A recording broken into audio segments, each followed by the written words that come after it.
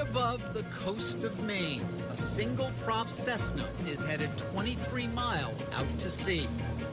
It's bound for Matinicus, the most remote inhabited island on the Atlantic seaboard. Amazon has extended its reach so completely into the fabric of American life, it's even made it here. Beyond that island, the nearest land is Portugal. Yes, it is remote. That's why we like it. George and Robin Tarkelson are among the 20 or so hardy souls who call this frigid rock home. Matinicus is a throwback to the American frontier, minus the general store. So to keep them connected to civilization, the Tarkelsons get as many as 3 Amazon deliveries a week. The printer came from Amazon, computer speakers here and here, yoga mat, this Kindle, the radio, a lot of the CDs, TV came from Amazon, the backrest came from Amazon. Amazon is everywhere, even in the middle of nowhere. Well, we're completely off the grid. We don't have any lines coming down to our house. We generate all our own power. It's roughing it, except for this cable snaking into the woods, their lifeline to Amazon. There's almost nothing the Tarkelsons need that Amazon can't send them. You know, there's got to be a catch. There's no way that a washing machine is going to make it out here. And he ordered it, and he said, no, it's going to be coming. It came 2 days later. They may be off the grid, but the Tarkelsons are right in step with the rest of us. Amazon has more than 240 million customers. Here in the U.S., that's 6 of every 10 adults who use the internet. Today, the Amazon empire is at the very heart of the economy. A retail megastore, bookseller, entertainment studio, music service, and grocery store on track to bring in $90 billion a year in revenue. And it's all the creation of this man, Jeff Bezos, a driven, hyper-rational entrepreneur who has staked a claim on almost everything we buy. Welcome! His most recent venture? I can't wait for you to get your own hands on it and look at it. An Amazon smartphone. Just the latest gambit from someone who has defied expectations from the very beginning. It was 1994. No broadband. No Wi-Fi, just a new thing called the internet. I found this fact on a website that the web was growing at 2,300% a year. At 30, Bezos was working for a New York hedge fund that was looking for commercial opportunities. The idea that sort of entranced me was this idea of building a bookstore online. Americans were spending $19 billion a year on books. His store would not be limited by shelf space. It was very clear to me when I thought about it that way, that starting this company to sell books on the web, if I didn't try it, I knew I would always regret that. He was very explicit from the beginning that he thought there was an e-commerce gold rush going on. Bezos hired James Marcus to write book reviews in 1996. He constantly would say that brands are like quick-drying cement and that Amazon could not be permanently identified as a bookstore only. So that just led to this kind of frantic rush into every conceivable area of e-commerce. Amazon went public in 1997. By 2001, the dot-com bust had claimed its victims. Bezos emerged a survivor thanks to layoffs, cost-cutting, and a single mantra he's repeated for years. I believe that if you can focus obsessively enough on customer experience, focused on the customer experience, making sure we do a great job for customers. We try to make the best service we can, something that we hope customers will love, and then customers choose. Today, Amazon sales are well below Walmart's, but it sells more stuff online than its 12 closest competitors combined, including some items brick-and-mortar stores would never sell, from sex toys to swastikas, all found in those miles of shelves alongside TVs and tires. For photographer Seth Heinrichs, it's perfect. He pays $99 a year for a program called Prime. 2-day shipping, and a basket of perks. There have been moments where the Prime shipping has really saved my rear end because I have a shoot coming up and I need this piece or, whatever. Besides earning the company $2.5 billion a year in fees, Prime has gathered more than 25 million members. On average, after they join, those Amazon addicts double their spending on the site. It almost is a stream of consciousness. As I'm thinking about something that I know I need or that I know I want, it's something that I'll either quick do a price check on my phone or make sure that it's available through Amazon. That convenience is not just by design, but a cunning strategy. What's your sense of Prime as a tool and what it's meant to Amazon? You're charging consumers to participate in your loyalty program so you can sell more to them. That is amazing. David Sellinger is a former Amazon manager who was hired to maximize profits by dissecting customer behavior. He explained to us that nothing on the Amazon website is left to chance. And every single thing that happens here is a result of data. Absolutely. Maximizing the profit for every single pixel on the Amazon website. Does Amazon measure how long I'm on a site, whether I click off, and whether it matters in terms of how quickly a page comes up? Absolutely. So when I was at Amazon, we looked at millions of different sessions, millions and millions of different consumers. And when they were shopping, if the website was 1/10 of a second slower, we lost 1% of the revenue. 1% of the revenue. Even taking 1/10 of a second longer to render the page could cost Amazon as much as 1% of their total sales. And so we analyzed that very, very deeply. If you have to click multiple buttons, if you have to wait for too long, if you have to enter a lot of information, all of those things create friction. And friction exponentially kills the joy of shopping. Nadia Shorobora was a member of Jeff Bezos' S-Team, the inner circle of executives who run the company. A Russian-born mathematician, Shorobora is the mastermind behind Amazon's computer brain. It's about customer convenience, and convenience comes from selection. And if we guarantee a selection, we simply guarantee that customers will not search for items anywhere else. Trigger fingers like Heinrich's now shop at the speed of thought. He uses one click, the ability to bypass the shopping cart and buy in an instant. Another Bezos masterstroke. You gotta be careful with one click. One click can get you into a lot of trouble. If you're not doing the math in your head, it's just too easy to be impulsive with my purchases. It's instant gratification, even miles from anywhere.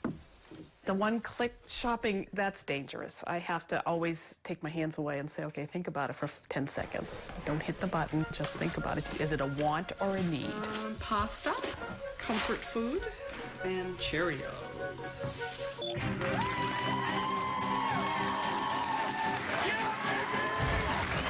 Behind one of the most ambitious companies in the world is a man who is at once famous, Yeah, baby! but not well known. Amazon founder Jeff Bezos can seem more like the guy next door than one of the wealthiest men in the world. There's the casual demeanor, the goofy personality, and that laugh that even he admits is unmistakable. I can't help but laugh. There was a time when my brother and sister would not go see a movie with me. It was too embarrassing. So I'm long used to this kind of abuse. Hey, Carl. Good. How's it going? But don't be fooled. Beneath the disarming exterior is one of the most cerebral, determined, and calculating business leaders ever. Bezos is a uniquely driven individual who's changed the world, and we need to know where he came from and what makes him tick. Author Brad Stone spent years studying Bezos for his book, The Everything Store. What's he like in the workplace? Well, first I'll say that public Jeff Bezos is a lot different than the Bezos that the world doesn't see. And of course, that's not surprising. But, Jeff talking to the press or speaking in public is, as with all things, very strategic. We wanted to speak with Jeff Bezos for this documentary, but both he and Amazon declined any participation in our story. In some cases, Amazon also instructed its business associates not to speak with us. But many former company executives did talk. They describe a relentless man, a visionary who shaped a corporate culture in his own image. Do you recall your first conversation with Bezos? I very markedly remember my first conversation with Jeff Bezos. There are very few people that have met Jeff that don't remember their first conversation with him. David Selinger joined Amazon as a data mining expert in 2003 and today runs his own research firm. I felt somewhat intellectually intimidated by him, to be honest with you. He was just so smart and so driven and so confident in himself that sometimes it felt like I was getting squished out of the room. One of Selinger's proposals was to sell advertising on the Amazon homepage, but Bezos wasn't buying it. Yeah, so Jeff's initial wording, I believe, if I remember correctly, was that it was one of the stupidest ideas he'd ever heard. I think he was being subtle in that. And so my team actually built a model that was able to predict how much profit we would generate from it and whether it would affect consumers negatively. So he takes a look at it, and then he's perhaps more of a believer, or at least willing to take a shot. What I really respect about Jeff in that moment, this is probably the seminal moment in my career, to be totally frank with you. The seminal moment in your career? Absolutely. Why? Because you're sitting across from a billionaire, and the billionaire tells you that he thinks your idea is stupid, but he's still willing to do it. How often have we had a chance to do that any time in our lives? To turn and sway the tide of somebody smarter, more experienced, and certainly more powerful than we are. On an overcast Seattle afternoon, we spoke with two former Amazon executives. So this was about 2000 is when we actually moved into this building. Okay. John Rossman and Randy Miller. Jeff Bezos a tough guy to work for? He has a low tolerance for thinking small, acting small, or not being extremely sharp. Or rationalizing. If you start giving rationalizations and excuses, or pointing the other direction, he'll slice you to shreds. He's got a very effective, sarcastic bent to him. Both Rossman and Miller say Bezos not only invited confrontation, he demanded it, and woe to anyone who didn't measure up. Yeah, I've seen people sitting there. I remember one person said to me, "Oh my God, I was just praying that I was going to have a heart attack, so this would stop." That bad? That bad. I mean, it was just one of those meetings where they had not been prepared, and I can remember one point he said, "I don't know if this is sheer stupidity or gross incompetence," and, you know, kind of one of those. Or both, right? Or both, Right. yeah. If your math doesn't add up, if your logic isn't right, if you haven't thought it quite through, if he thinks of questions that you haven't considered, then he could be tough. In his book, Brad Stone describes a gifted student who grew up in Texas and Florida, raised by his mother and adoptive father. Stone also made an extraordinary discovery, locating someone Bezos hadn't seen in 45 years. His biological father, a man named Ted Jorgensen. I tracked him down to a bike shop outside of Phoenix, and I went and paid him a visit. To my surprise, he did not know what had happened to his son. And so it was pretty surreal having to explain to this very nice, sweet gentleman that his son, that he hadn't seen in 45 years, was one of the wealthiest men in the world. Yes, Jeff Bezos turned out all right. I liked him personally. He seemed like a guy with a cheerful demeanor and a good sense of humor. In 1994, Shel Kappan was the very first person Jeff Bezos hired. Kappan wrote much of Amazon's early software.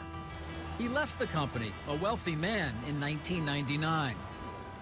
He believes his former boss is an unstoppable force of nature. He's very persistent. He's very stubborn. He likes to think big. He likes to think long term and is willing to bet everything on that. We decided to go big. Today, Jeff Bezos has gone very big. He's worth some $30 billion, money he's used to fund a broad, even eccentric array of interests, from his own space exploration company to buying the Washington Post. And at age 50, the married father of 4 shows no signs of slowing down. You started this company with Jeff Bezos almost 20 years ago. Mm-hmm. When you think about its future, what do you think Amazon does from here? They're not going to stop until and unless some other force in the universe stops them. Global domination? Pretty much.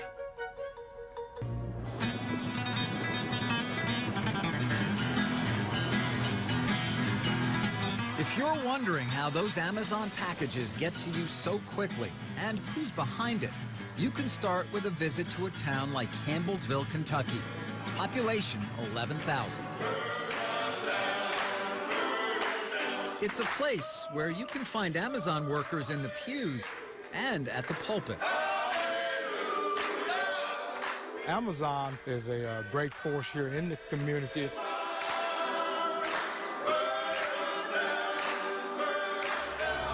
In an area desperate for good jobs, Pam Wethington's family is just one of many who have turned to Amazon.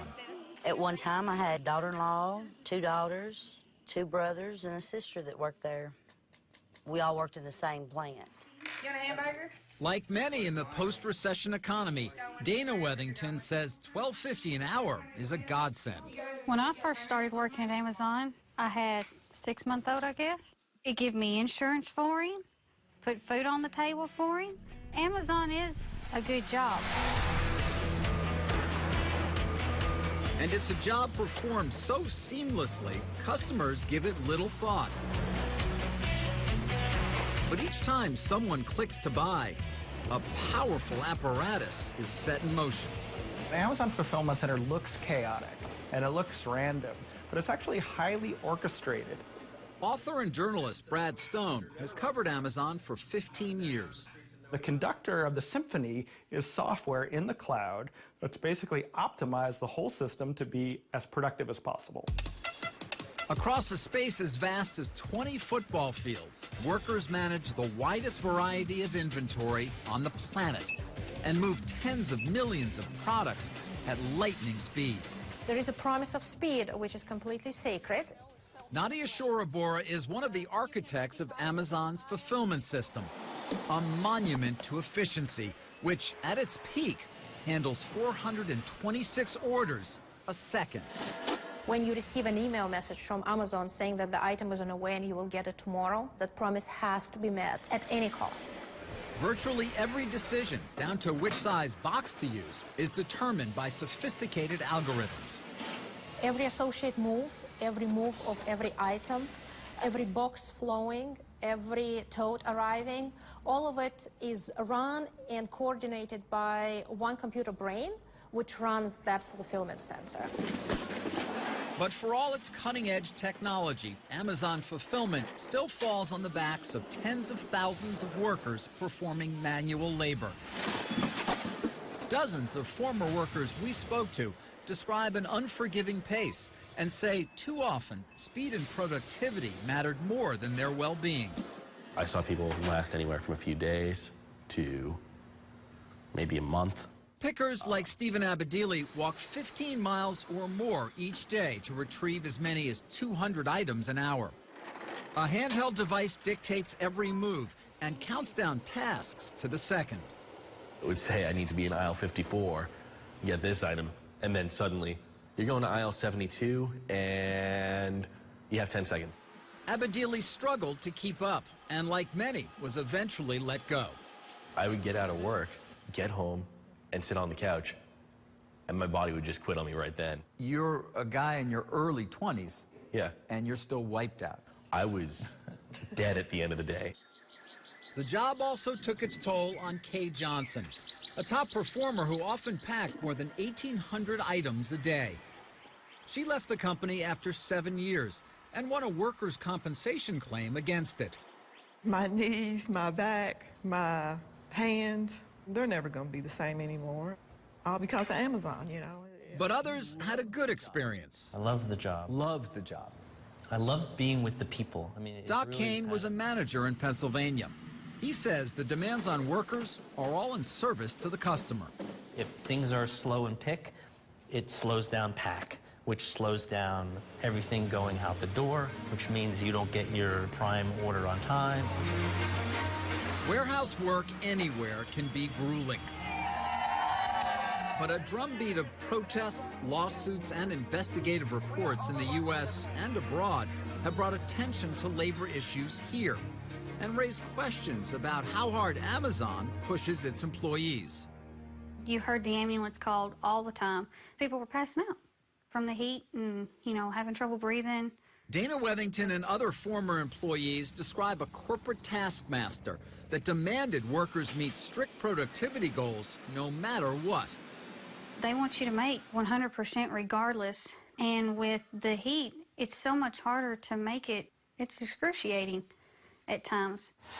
In Kentucky and Pennsylvania, workers collapsed from heat exhaustion. After those incidents came to light, Amazon took steps to assure its fulfillment centers have air conditioning. But we also heard claims from workers of mandatory overtime, breaks that were hardly breaks, and an obsessive scrutiny of every move. I feel like Amazon was a prison. Andrea Burris has worked other factory jobs. She says Amazon was different. You had a set time you could go to the bathroom. If you wasn't out of the bathroom within that time period, then they were looking for you. You could not stop if you were getting sick. You could not stop to get a drink of water without them questioning where you're at. We asked Amazon about conditions in its fulfillment centers. Company officials wouldn't speak to us on camera, but in a statement pointed to Amazon's strong safety record compared to others in its industry. They did not address claims of unrealistic performance demands. The number of items they pick per hour, the number of steps they take, it's measured. And when they're not as productive as their colleagues, they're put on alert. There's a line of other people in a lot of these communities waiting to take jobs. They're almost like robots, except they're obviously human beings. They're doing work that robots can't do. If they could, Amazon would probably eagerly replace their physical labor in their fulfillment centers with robots. The machine that Bezos has built is astonishing, delivering goods at a scale and speed never before seen in online commerce. Amazon has completely redefined convenience. But at what price? I used to buy items from Amazon before I worked there. I quit buying items from Amazon, and to this day, I have yet to buy anything because I know how hard and strenuous it is on your body to actually be able to get a package to you. There you go, guys. Grab goggles, gentlemen, guns, air. Have fun. In paintball, you've got to stay on your toes and know your allies from your adversaries. You blue or purple? Stephen Herbert says it's the same doing business with Amazon. In terms of Amazon, do you sell to Amazon? He and his father, Steve, run 2 stores in New England called X-Fire Paintball. Let me grab this one out of your hand. They've been in business for 15 years, but lately they've gotten a lot busier, thanks to Amazon. Amazon offers an awful lot. They offer a great marketplace. Their name is well known, so they have a lot of advantages for us. In 2012, they started selling their products on the site, right alongside Amazon's own inventory, reaching an audience beyond their wildest dreams. If the 2 stores represented 100% of your sales 18 months ago, before you started on Amazon, where is it now? We've got to be quadruple that. So your sales have gone up enormously. Oh, yeah. But also that sounds like good news, but the Herberts aren't celebrating. That's because once they started selling on Amazon, they noticed a disturbing pattern. We might put out 100 products. Let's say 50 of them do well. Amazon sees that because they have access to our sales, and they will buy that product directly from the manufacturer and sell that, taking us out of the picture. The Herberts say Amazon was doing something a business partner shouldn't, poaching their sales. Some products are winners, some products are losers. Amazon watches and they see the sales data and they pick the winners. And then they go to my suppliers and try to buy it from the suppliers directly. So as soon as they say, I want that product, I lose all my sales and I'm stuck with this inventory that I can't sell. That sounds like a reason not to do business with Amazon. It certainly gives us second thought. Today, more than 2 million independent sellers do business on Amazon, accounting for as much as 40% of everything Amazon sells. It's that network that helps make such a huge selection possible. In exchange, Amazon charges sellers a fee, commonly 15% off the top. For an additional amount, Amazon will even store their goods and handle the shipping. Author Brad Stone says many sellers find it all irresistible. You get access to a fire hose of customers, 200 million plus customers with credit cards stored who are ready to buy. It is a deal with the devil in some ways, isn't it? Well, I think you probably get more benefit selling on Amazon than you would doing a deal with the devil. But it's funny because employees I talk to at Amazon describe it as kind of offering heroin. to these customers. Like it's an addictive hit. The sales are great, and your business starts to depend on it. But over the long term, it can be destructive because you know, Amazon guts your margins and often competes with you. In a statement, Amazon told us its own retail business does not have direct access to the data from other merchants selling on its site. But it says it will seek out its own supply of a product and sell it directly if there is customer demand. We wanted to know more, so we spoke with more than 100 independent businesses across the country who sell on Amazon. Many said the arrangement is only a plus. But some 24 of them told us Amazon had undercut their sales by striking separate deals with their suppliers. Former Amazon executives John Rossman and Randy Miller are familiar with claims like that. From a startup, is it going to make it? Rossman, who left in 2005, was one of the chief designers of Amazon's third-party business. We've talked to a number of the merchants who sell on Amazon, and in particular, they share the same sentiment, which is, I have a best-selling product, and suddenly I find, not long after that, Amazon has sourced the manufacturer and is selling against me. Right. And they don't understand why Amazon's doing that. Yeah, I mean, that is the playbook. What do you mean when you say the playbook?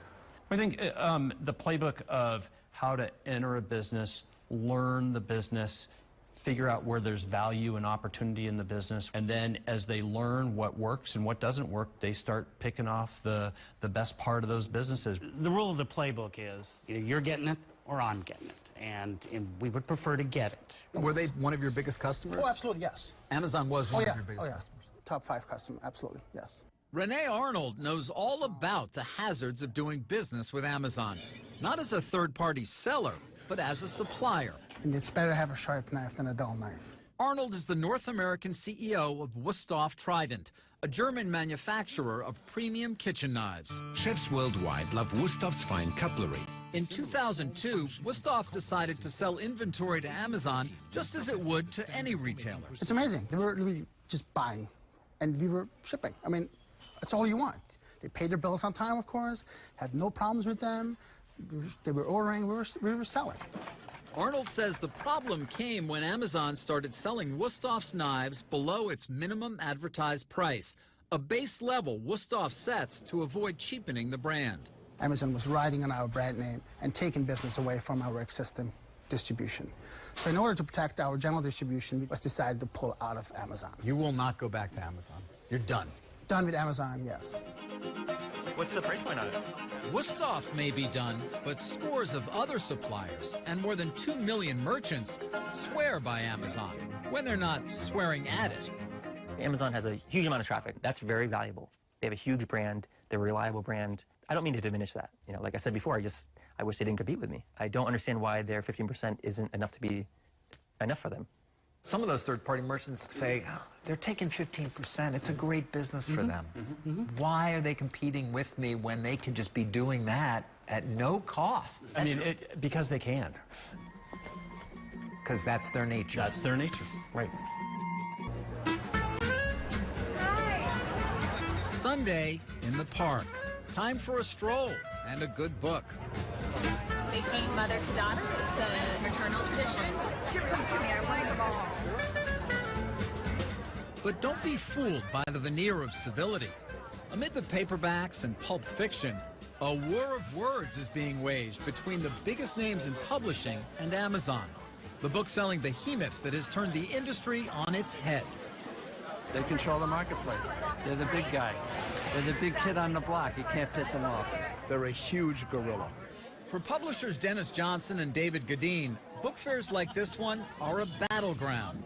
We have people who come here with their cell phones, and they'll scan the barcode of the book, and they'll compare the price I'm charging to what they could get it for at Amazon, and they'll walk away.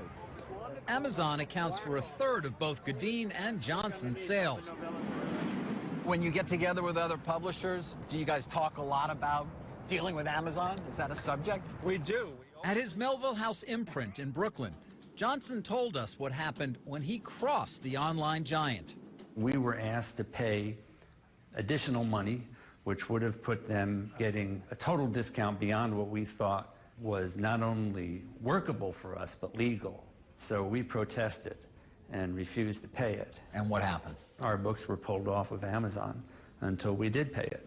And you continue to pay it, I guess, to this day. Yes, we haven't really disputed that since then. We can't afford not to have our books on Amazon. It's no longer just the talk of the industry. The battle has spilled onto the front pages.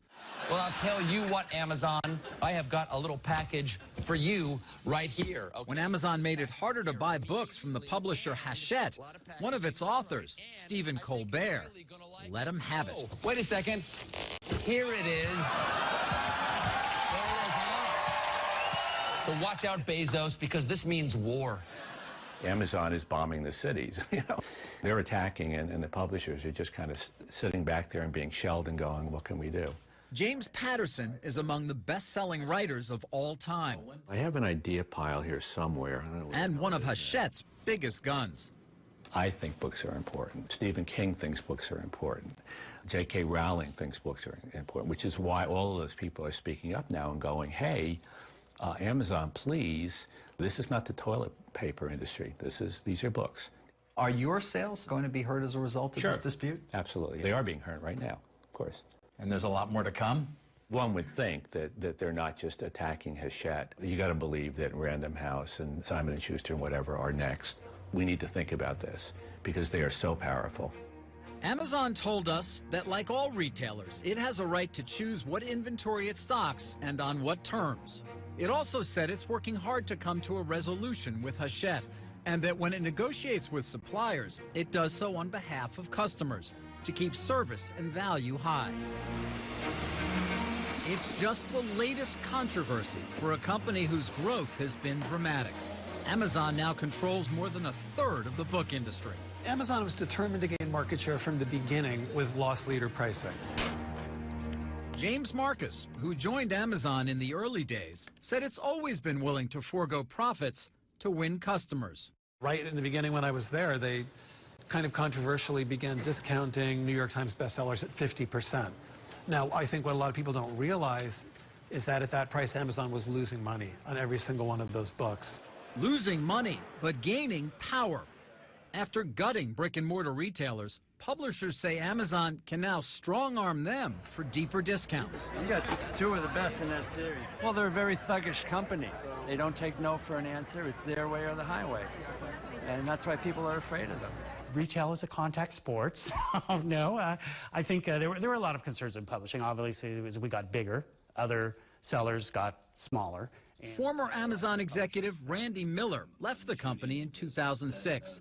He acknowledges that Amazon bullied publishers and makes no apologies. Well, the power went to Amazon, didn't it, to a certain extent? Yes, it did. And Amazon always seems to press its advantage. Yeah, well, that's the handbook. It's rule number 2, I think. Press your advantage. And he did. When publishers balked at giving Amazon ever deeper discounts, Miller buried their titles on the website, ensuring their sales and ranking would plummet. It was called pay to play. Obviously, legal after a while said, that name's not very good. Let's call it vendor realignment. Another Amazon program invoked the law of the jungle. Miller says it was called Cheetah. Jeff's story was, cheetahs never go after the strongest person in the herd. They look for the weakest one in the herd, and that's who they go for. So if you're really going to take vendor realignment to its next level, target the weakest first, because they're going to probably fold more quickly. Although it doesn't seem a particularly great way to term things. No, but honest. You can visualize it, You can visualize it, right? You can see it, without a doubt. I know it's Wild Kingdom in your head, right? You can see the cheetah running right after the poor publisher. But what's bad for publishers can be good for readers. A huge assortment at your fingertips. Got the Kindle store, millions of books to choose from, by far the largest ebook store in the world. As the book wars rage on, Amazon's supremacy has propelled the company into the business of devices. First, the Kindle e-reader, then the Kindle Fire tablet, and now the Amazon phone. I think you'll be unsurprised to learn that we lavished attention on this phone for reading. If you want a window into Jeff Bezos' outsized ambitions, just follow the small yellow box. When Amazon revealed the idea of delivery by drones, it was widely considered a PR stunt. But it was also something more. A spectacular reminder that Bezos is always looking towards the future. Whether Amazon continues to soar or not may depend less on unmanned aircraft than unmet expectations. Over 2 decades, despite hundreds of billions in sales, the company has barely turned a profit. They are the teacher's pet of Wall Street. They get a free pass that nobody else gets. Sucharita Mulpolru is an analyst with Forrester Research and an Amazon skeptic. How much money are they really losing to win and to beat retail competitors like Walmart and Target? So how much money are they losing to win? It is my estimate that for all of the retail products that they ship from their distribution centers, it probably costs them $5 or $6 billion more to deliver that product to shoppers than what they bring in revenue. And that, Mulpolru says, can only be sustained if Amazon shareholders remain patient, happy to wait for the fountain of profits they believe will one day pour forth. I think that Wall Street loves the unknown because the unknown provides hope. And where there is hope, there is a case to be made that the answer is a really, really big payoff at the end of the rainbow. Many founders ask for that kind of faith from investors, but few actually get it. Jeff Bezos, once again, has proved to be different. You have to have a long-term orientation. You have to be willing to think long-term. The stakes are enormous, both for Amazon and its customers. The stock is up 15,000% since the company went public, but its profits are not. If that starts to worry investors, Bezos may feel pressure to boost the bottom line by raising prices. And as he said for years, that could spell trouble. Are our customers loyal to us? Absolutely, right up until the second that somebody else offers them a better service. And I really believe that. I think our customers will behave that way. And so there is no rest for the weary. Bezos has an army of believers. Bill Miller is a renowned investor whose funds profited from big and early bets on Amazon. The market is clearly rewarding Amazon's operating strategy. And I believe it's rationally rewarding it. And I think that's what the skeptics are missing, that there's a good fundamental reason for it. So as long as people keep looking at Amazon by looking at earnings, they're going to get it wrong. The undisputed king of online shopping has made its vast enterprise look easy. Amazon now offers same-day delivery in several major cities. Think that's fast? Nadia Shorabora says, just wait. I think the true vision is 1 hour. 1 hour? 1 hour. That's not possible. We are going What are you going to do, drop it from a chute somewhere? I mean, well, we're going to have the same interview and the same conversation in 5 years, and we're going to see what happens. Whether that happens by drone or some other mind-boggling means, the point is clear. Bezos refuses to think small.